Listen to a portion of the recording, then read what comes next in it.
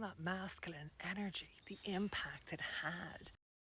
Look at Ireland and the treatment of women and how women were second-class citizens in Ireland. Not a coincidence, if you ask me, where we got rid of all this ancient feminine energy. And we need a different story now.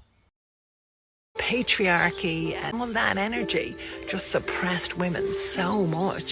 And I have gone deep into the research, and what's fascinating is when you look is that, you know, the stories that came through in the 18th, 19th, 20th century that we now know very well, they are actually not even the ones contained in the ancient books anyway. They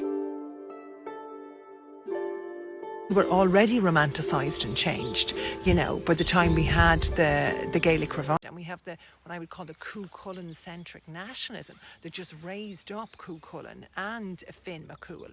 And that's all he was interested in, pulling out of the scéalta.